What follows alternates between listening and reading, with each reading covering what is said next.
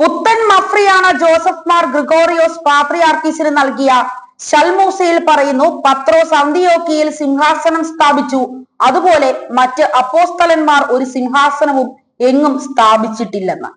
തിരുമേനി തുടക്കം തന്നെ പച്ചക്കള്ളമാകുന്ന മണൽപ്പുറത്ത് സ്ഥാപിച്ച ഭവനം തന്നെ. ഇത് ഓറിയന്റൽ ഓർത്തഡോക്സ് വിശ്വാസത്തിന്റെ കടക്കൽ വെച്ച കത്തിയാണ്.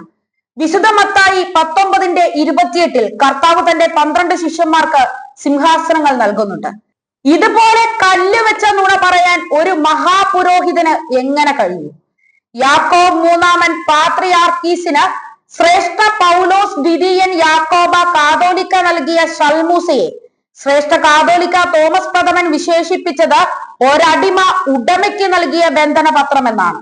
ശ്രേഷ്ഠ തോമസ് പ്രഥമൻ കരീം പാത്രിയാർക്കീസിന്റെ മേൽക്കോയ്മയെ ഇരുമ്പ് ദണ്ട് കൊണ്ടുള്ള അടിമനുകം എന്ന് വിശേഷിപ്പിക്കുകയുണ്ടായി. ഓറിയന്റൽ ഓർത്തഡോക്സ് സഭാ തലവന്മാരുടെ പദവിയും സിംഹാസനവും ഏതൊക്കെയാണെന്ന് ഇനിയും ഇവർക്കറിയില്ലേ? അലക്സാണ്ട്രിയ പാത്രിയാർക്കീസ് അറിയിപ്പുകാരനായ വിശുദ്ധ മർക്കോസ്, അന്തിയോക്യ പാത്രിയാർക്കീസ് വിശുദ്ധ പത്രോസ്, അർമേനിയൻ കാതോലിക്കാസ് വിശുദ്ധ ബർത്തലോമ്യ സ്ലീഹ. ഈ കാതോലിക്കയുടെ കീഴിൽ 2 പാത്രിയാർക്കീസുമാരുമുണ്ട്. മലങ്കര കാതോലിക്കോസ് വിശുദ്ധ മാർത്തോമാ സ്ലീഹ, എത്യോപ്യ പാത്രിയാർക്കീസ് വിശുദ്ധ തെഗ്ലി ഹൈമനോട്ട്, എറിത്രിയൻ പാത്രിയാർക്കീസ് വിശുദ്ധ മർക്കോസ്. ഇതാണ് ഓരോ തലവന്മാരുടെയും സിംഹാസനങ്ങൾ. വസ്തുതകൾ ഇപ്രകാരമായിരിക്കെ എങ്ങനെ പച്ചക്കള്ളം ലോകത്തോട് വിളിച്ചു പറയാൻ ജോസഫ് മഫ്രിയാനയ്ക്ക് കഴിയുന്നു? ഇത് റോമാ സഭക്കാരെ സന്തോഷിപ്പിക്കും. അതിനൊരു സാക്ഷിയാകാനായിട്ടാണ് റീത്തു കാതോലിക്ക ക്ലീമിസിനെ കൊണ്ടുപോയത്. ഗ്രീക്ക് പാത്രിയാർക്കീസും റഷ്യൻ പാത്രിയാർക്കീസും റുമേനിയൻ പാത്രിയാർക്കീസും ആരൂഢരായിരിക്കുന്നത് വിശുദ്ധ അന്ത്രയോസ് ലീഹായുടെ സിംഹാസനത്തിലാണ്. മാർത്തോമ സഫ്രഗൻ മെത്രാനും കൈയടിച്ചപ്പോൾ അതിനും ഒരു ഗും കിട്ടി.